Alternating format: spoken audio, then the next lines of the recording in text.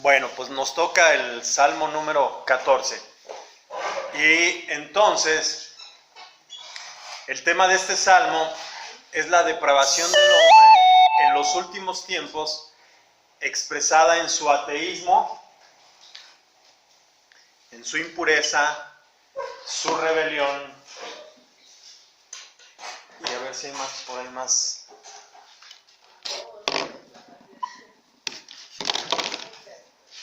El Salmo 14 está unido principalmente, o podemos enlazarlo de una manera especial con el Salmo número 12, que pues si lo leemos después vamos a ver por qué.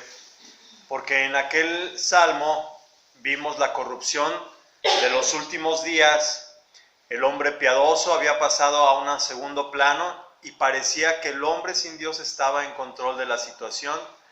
La corrupción, la maldad, la anarquía estaban a la orden del día y están. Es una imagen del presente, pero en los últimos tiempos será mucho peor y esperemos que no vivamos esa situación. En el libro de Apocalipsis 3:10 dice: el Señor dijo a la iglesia: por cuanto has guardado la palabra de mi paciencia, yo también te guardaré de la hora de la prueba que ha de venir sobre el mundo entero, para poner a prueba a los que habitan sobre la tierra.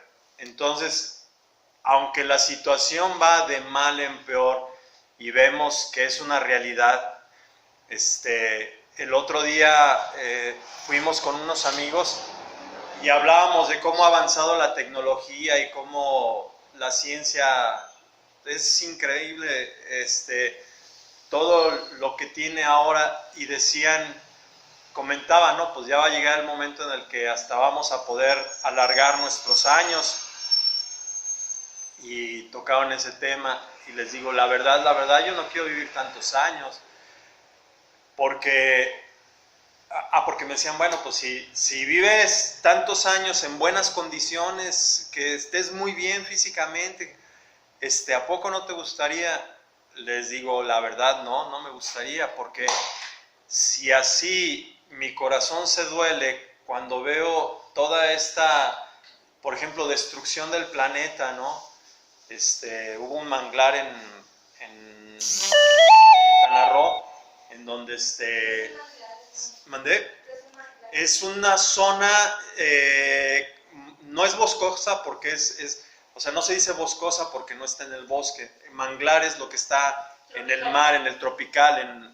Entonces es una zona llena de árboles, de vegetación, y donde habitan, obviamente por el tipo de lugar, desde cocodrilos hasta monos, en fin. Entonces, había un manglar en Quintana Roo, no me acuerdo ahorita cómo se llama, en donde pues sí, el gobierno al último es el que autoriza las cosas, ¿va? Un hotel iba a construir y la gente no quería y demás, y al último, por sus pantalonzotes, destruyeron todo el manglar para construir. No, fue así. Entonces, ese es un ejemplo, pero hay muchas situaciones en las que vemos la destrucción del planeta, y a mí no me gustaría vivir 400 años para ver cómo se va destruyendo nuestro planeta, aunado a ver toda la maldad, toda la destrucción, todo ese tipo de corrupción, ¿va? Porque la situación va de mal en peor, y aunque la tecnología avanza a pasos agigantados, volver a recuperar un manglar de miles de años, o corales que tardaron también muchos años en formarse y ahora están destruidos, eso no lo vamos a recuperar por mucha tecnología que tengamos. Bosques completos, pues el Amazonas poco a poco ha sido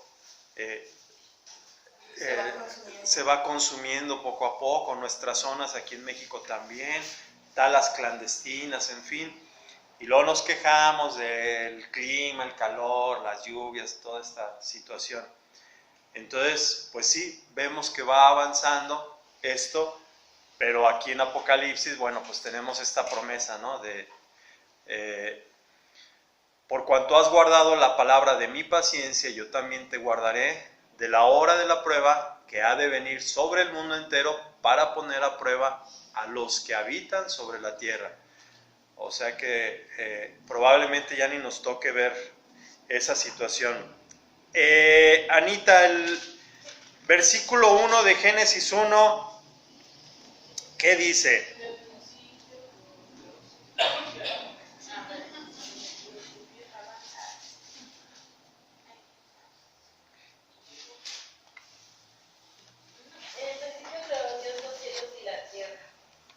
Y nada más, con ese puro versículo tenemos para que nuestra fe, o sea, es un versículo que lo dice todo. En el principio creó Dios los cielos y la tierra. Está hablando de un Dios creador de todo.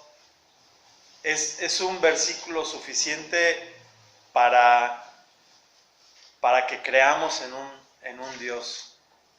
Con eso tenemos. Pero por otro lado, ¿alguien se acuerda de la historia de Nabal? Nabal está en 1 Samuel 25. A ver, ¿quién? Clau. Marta. Marta se acuerda. Marta se acuerda. Es que Marta tiene maestría en el Antiguo Testamento, ¿verdad, Marta? Sí. Uh-huh. ¿Es Natalia Bio? ¿Algo así? No, Se llama Abigail. 25. Ajá, es que está muy largo el pasaje, pero a final de cuentas, el tipo de personaje de Nabal, ajá, ¿qué más era? Misma Abigail dice, ¿eh? Glotón No no. sé por qué me la imaginaba yo un círculo. No, pero es porque dicen que era... A ver, Martita, ya que le encomendaron, búsquele ahí cuando Abigail empieza a decirle a David que su marido es las características de su esposo. Le roba la... O sea, le vende la... Bueno, vamos a ver. Sí. A ver, pero es que como está largo el capítulo, tiene como 50 y tantos versículos, creo. 1 Samuel 25. Ay. Ya ve, por ponerme, sí.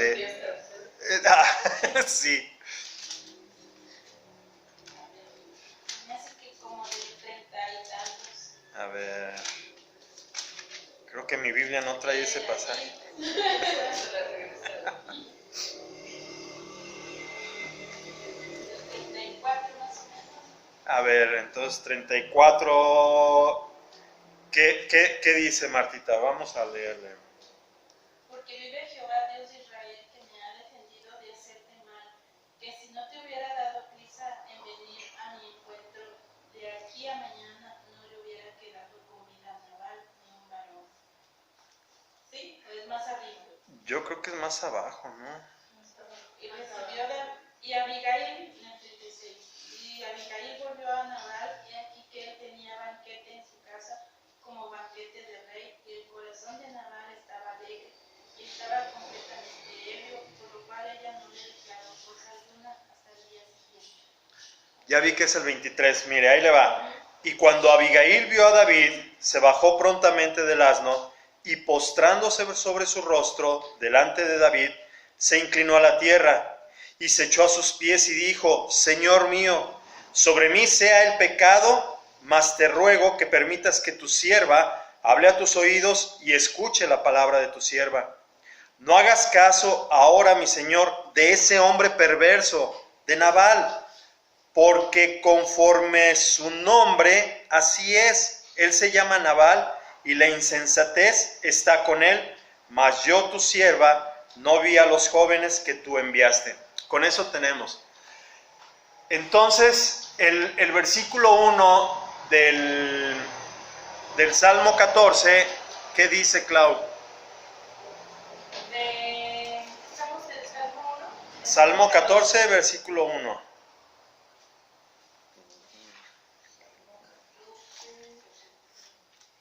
Dijo el necio en su corazón, no hay Dios. Se corrompieron e hicieron obras abominables. No hay quien haga el bien. Ok. La palabra necio en hebreo, adivinen cómo se dice. Como Naval. La palabra necio en hebreo es naval. Y si sacamos lo que realmente significa naval, miren, la palabra en hebreo para necio es naval. Esto quizás le trae a la memoria a un hombre que fue llamado Nabal. Y bueno, estamos aquí repasando lo que acabamos de leer. Él tenía como esposa una mujer hermosa que se llamaba Abigail. La historia está narrada en 1 Samuel 25, que la acabamos ahí de encontrar. El nombre del marido verdaderamente lo describía porque actuó como un necio. Actuaba como tal porque quería luchar contra David, lo cual habría sido una gran equivocación. Y después que Nabal murió, Abigail llegó a ser la esposa de David y pensamos que ella fue la mejor esposa que él tuvo. Ahora, esta palabra se puede traducir en varios idiomas y quiere decir lo más tranquilo, simple, simplón, necio, tonto, loco y la más fuerte, retrasado mental. Todo eso encierra el nombre de Nabal. Por eso Abigail dice, así como se llama, así es él. Loco, necio, retrasado mental. Entonces, fíjense cómo dice el necio en su corazón que no hay Dios. ¿Se imaginan qué tremendo? Cuando la misma naturaleza nos muestra la deidad, porque ayer hablábamos de los pequeños detalles. O sea, uno ve un cuerpo humano, pues sí, está grandote y se mueve, pero si nos vamos microscópicamente, todo lo que hay adentro trabajando, las células, las neuronas, todo lo que existe, esta parte a mí se me hace increíble cuando el hijo hereda todo el ADN y hay una comunicación para que tenga el color de pelo, los ojos, todas estas cosas que es los pequeños detalles, las pequeñas cositas. Hasta eso sigo descubierto, pero yo creo que un día van a estudiar acerca de eso, los gestos de los padres. Hay como que uno dice es el comportamiento adquirido, pero no es cierto. Como que a veces hasta en los mismos defectos, las mismas habilidades que los papás tienen, aunque nunca los hayan conocido, los tienen. Los hacen los hijos, hasta caminan igual. ¿Cómo? Y sin haber convivido. Sí, hay matrimonios divorciados que yo me quedo con fulano y tú te quedas con sutano, se dividen a los hijos, pero resulta que este hijo actuó igual que el papá con el que no convive, perdón. O sea, en esos pequeños detalles, ¿cómo podemos decir que no hay Dios? Solo un retrasado mental como Nabal puede decir que no existe Dios. Solo un retrasado mental cree en la evolución y no en Dios. Y no en Dios. Ajá, exactamente. Entonces, por eso quería que leyera el versículo 1 de Génesis 1, porque con eso tenemos para saber que hay un Dios creador de todas las cosas. Y pues qué lástima, porque aquí dice que el necio está corrompido, hace obras despreciables, y bueno, aquí ya dice el versículo, no hay quien haga lo bueno. Híjole, qué tremendo, ¿va? Sabiendo lo que sabemos hoy sobre el universo, solo una persona insensata diría que Dios no existe. El ser humano ha comprobado que el universo funciona con mayor exactitud que cualquier reloj que se haya construido. Y aquí en este salmo, el necio que dice que no hay Dios aparece en la escena. Ya hemos tenido un anticipo en el Salmo 10:4, también ya lo hemos venido leyendo. donde se decía que no hay Dios en ninguno de sus pensamientos. Pues de hecho fue cuando vinieron los de Mundo Hispano, cuando vimos el Salmo 10, donde decía que no hay Dios en ninguno de sus pensamientos. Este personaje del Salmo 10 exhibía lo más profundo de la depravación humana. Ahora, una persona puede tener una mentalidad brillante desde un punto de vista humano, así como una gran preparación académica notable, pero ello no significa necesariamente que al ver la maravilla del universo pueda percibir detrás de todas las cosas creadas la mano de un creador inteligente. La preparación intelectual no necesariamente indica una percepción espiritual con respecto a Dios y a su palabra.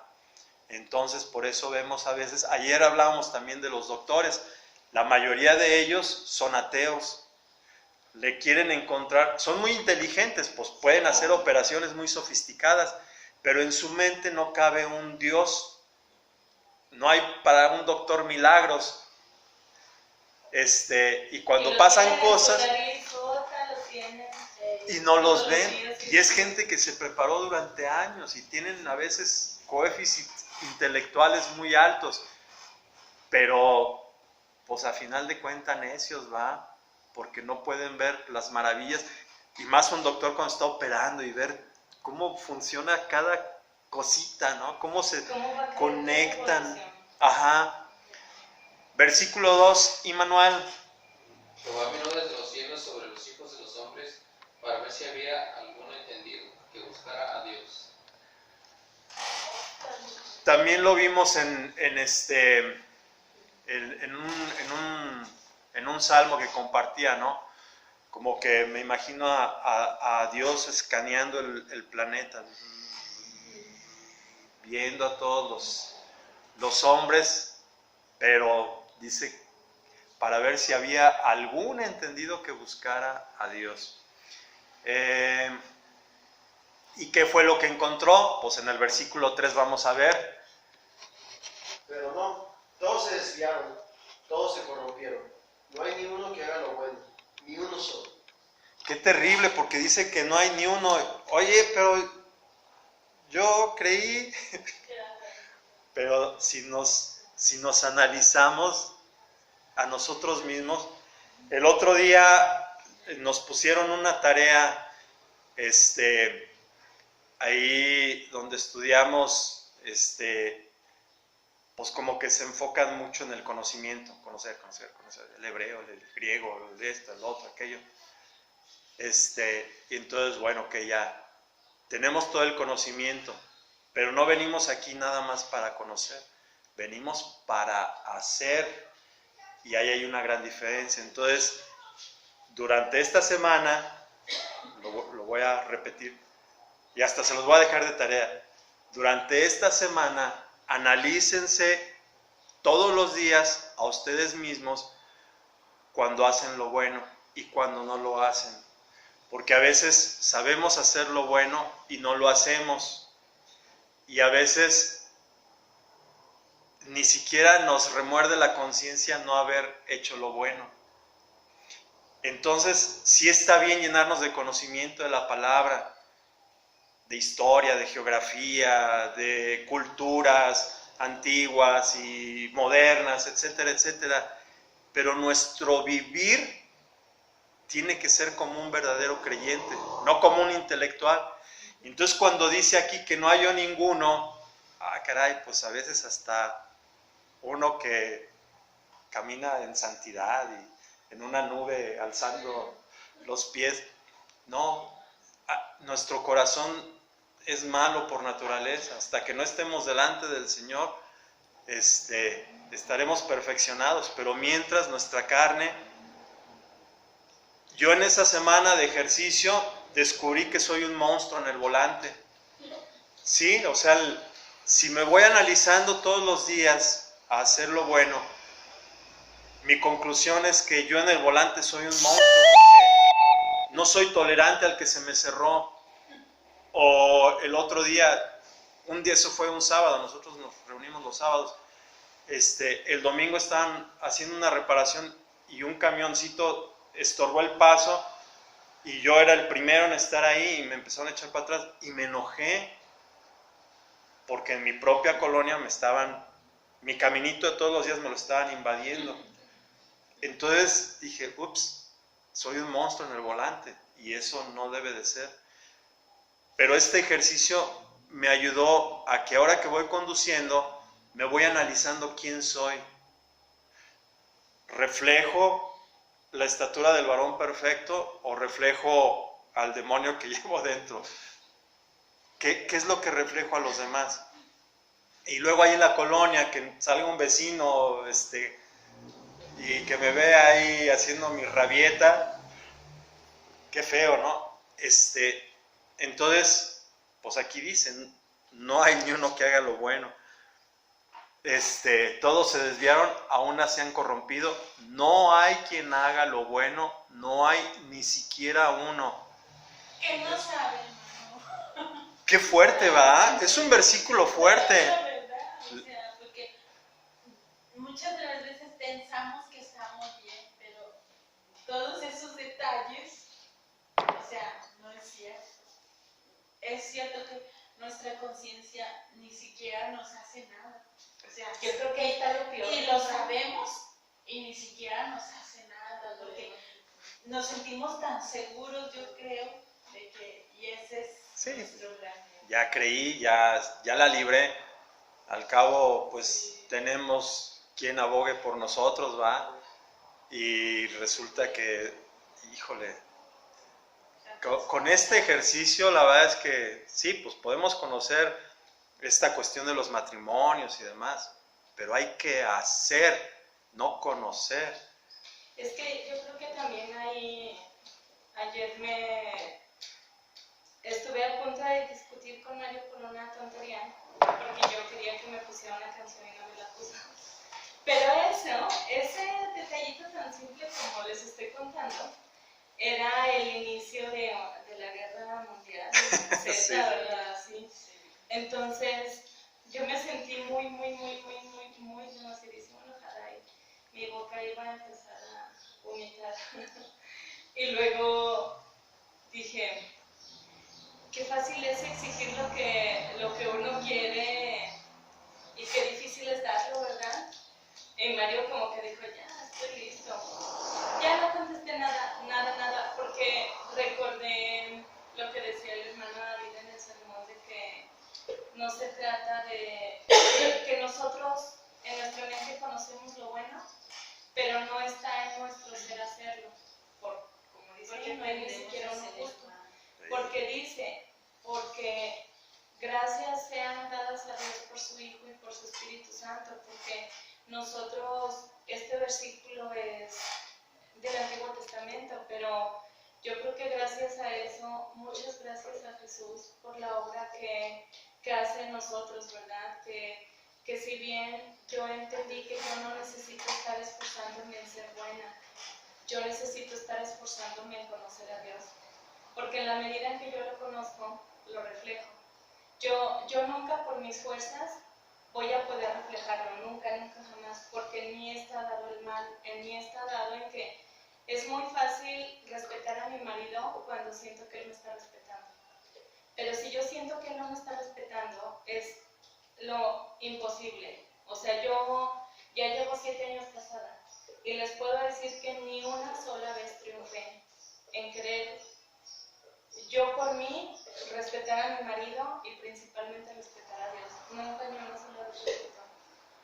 Entonces, porque yo me quedé, dije, no, es que qué difícil es esto, que mi carne y toda mi voluntad se inclina a gritarle, a decir cosas que lo ofendan, para llegar a la misma ofensa que yo me sentí ofendida, ¿verdad? Que se siente igual. Y dije, no, pero Señor, por favor, ayúdame, toma control de mí, de mis emociones, porque yo no quiero estarte ofendiendo. Mi voluntad no está en estarte ofendiendo. Y por primera vez vi que la diferencia que hubo en esto, porque les digo que en mí no estaba. Dije, Señor, ayúdame para no solamente no contestar, sino no quedarme con este coraje, ¿verdad? No se trata nomás de aguantarte, Y de rato Mario, discúlpame, Claudia, es que hice muy mal, y yo lo vi que de verdad se sentía muy mal y dije, de veras que como siempre es mejor obedecer a Dios, ¿verdad? Que no esté en nosotros el querer hacer, en nosotros nunca va a estar el querer hacer el bien, nunca. En nosotros siempre está querer hacer el mal y ser egoístas, eso sí está. Y como decía el hermano Abel el domingo, el amor ágape no es lo más antinatural que existe. Entonces, si es lo más antinatural que existe, nunca en mis fuerzas lo voy a lograr. Necesito algo superior, ¿verdad? Ese que controla todo el mundo. Entonces, este salmo es muy... Como que si eso está ahí, qué esperanza, ¿verdad, hermano? Bueno, pero vamos a seguir leyendo. Pero vamos a seguir. Ok, entonces nos quedamos en el versículo 4. Bueno, en el 3 el apóstol Pablo citó este versículo en Romanos 3:12. Él no solo estaba hablando de los que no creen en Dios, sino de todos en general, porque todos somos pecadores, no hacemos el bien, la condición natural del ser humano es corrupta, y en los 3 primeros versículos el salmista nos ha dicho cuáles son las profundidades a las que el hombre puede llegar. Pero vamos a ver que el versículo 4 y 6 constituyen la segunda parte de este salmo y nos hablan sobre la enemistad contra el pueblo de Dios. Marquito, versículo número 4. ¿Será posible que nunca aprendan los que hacen el mal? Devoran a mi pueblo como si fuera pan, y ni siquiera piensan en orar al Señor. Está. ¿Hasta el 6? No, se me hace que, como no les puse numerito, yo creo que sí hasta el 6. El terror se apoderará de ellos, Sí. pues Dios está con los que le obedecen. Los perversos frustran los planes de los oprimidos, pero el Señor protegerá a su pueblo. Amén. Entonces hay mucho fingimiento, mucha simulación por parte de muchos poderosos de este mundo que explotan a sus semejantes. Ya lo habíamos hablado en otro salmo, como los países, hay poquitos ricos, muy ricos, en poblaciones de muy pobres, ¿no? Abusando de esta situación. Por un lado parece tener mentalidad abierta, comprensiva, pero por otra parte muestran un desconocimiento total sobre la situación y necesidades de los seres humanos menos favorecidos y con pocos recursos. Dios conoce verdaderamente la naturaleza humana y en estos versículos encontramos una descripción de la insensibilidad humana, del egoísmo y de la explotación despiadada de las personas con menores oportunidades de trabajo. Versículo número 7, Martita. Oh, que de Sión saliera la salvación de Israel. Cuando Jehová hiciere volver a los cautivos de su pueblo, se gozará Jacob y se alegrará Israel. Ok, entonces aquí está el deseo y la oración por la salvación, ¿va? Entonces, ya para finalizar, el comentario está en que este versículo mira hacia el futuro como una anticipación a ese glorioso día, cuando de Sión vendrá la salvación de Dios para Israel. En aquel día se alegrarán los descendientes de Jacob, todo el pueblo de Israel. Este versículo debe interpretarse de forma literal. Coincide este comentario con este comentario. Forma literal, natural, y si pretenderle asignarle otro significado ajeno al contexto histórico, bueno, porque como usted lo acaba de decir, estamos aquí hablando de lo que David escribió en ese tiempo y a las referencias históricas que se encuentran por todo el libro de los Salmos. Es evidente que no se puede decir que Dios no tiene un propósito futuro para Israel. No se pueden ignorar tampoco lo que ha sido afirmado con claridad en otros pasajes de la Biblia. Tanto en el Antiguo como en el Nuevo Testamento, no se puede ignorar que el clamor gozoso del corazón del salmista expresaba la esperanza en un futuro en el cual Dios establecería su reino sobre la tierra. Y bueno, aunque aquí ya se termina el comentario, ahí es donde está nuestra esperanza, en que pues ahora tenemos nosotros a un Salvador que hizo un sacrificio por todas nuestras cochinas mentalidades y esos diablillos que tenemos dentro, y entonces tenemos esta esperanza de un mundo venidero delante de Dios. Y pues bueno, ese es el contraste de esta parte de los malvados y la esperanza que tenemos en Él. Y colorín colorado, el Salmo 14 se ha terminado. ¿Comentarios? Yo tengo uno pequeñito en cuanto a la necedad, que ya ven que en la actualidad nos sentimos muy, que hasta escuché un estudio de que nuestros abuelitos eran unos tarados a comparación de nosotros, con otras palabras más educadas, pero básicamente eso era. Cuando se descubrió que el mundo era redondo, empezaron a hacer varias teorías de cómo se puede sostener si es redondo. Había gente que pensaban que era plano. Entonces se ve las ilustraciones de aquellos entonces con un hombre sosteniendo así el mundo y luego abajo del hombre algo plano y luego abajo de eso creo que un conejo, una tortuga, algo así, ¿verdad? Así. No sé de dónde la sacaron, pero yo pienso que, no estoy diciendo que estaban bien, pero creo que ellos razonaban más o intentaban razonar más que en la actualidad, porque en la actualidad es tan obvio ver que alguien sostiene el mundo, alguien sostiene y coordina todo, o sea, es bien sabido por todos que nada, o sea, en el almacén no se van a surtir los pedidos solos, acá no se va a vender solo, acá no se va a administrar solo, alguien tiene que tener control y autoridad sobre la cosa que hace. Entonces el mundo es demasiado obvio. Para una persona que no cree en Dios, yo creo que sería demasiado obvio creer en Él por el simple hecho de que ¿quién sostiene el mundo? Ajá. Antes por lo menos decían, pues un hombre y el hombre de la tortuga.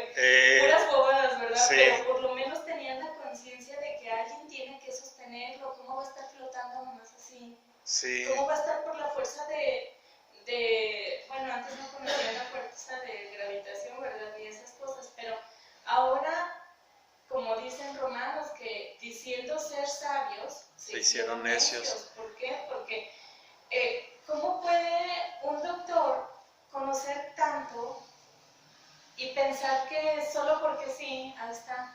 O sea, es una tontería, porque la misma naturaleza refleja a su creador, ella misma. Entonces, ¿cómo puedes ver la naturaleza sin creer en su creador? Ajá. Son muy necios.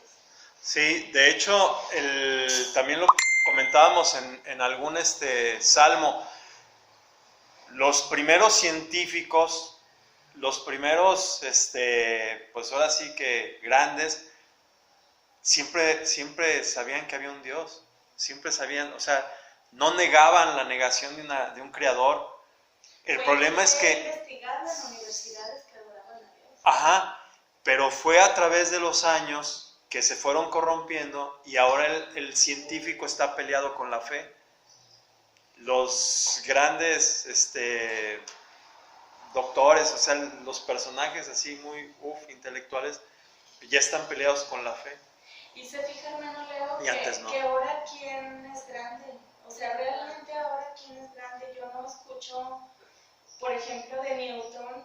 Yo estoy segura que todos sus conocimientos, todo lo que él hizo fue un impacto muy grande en la humanidad.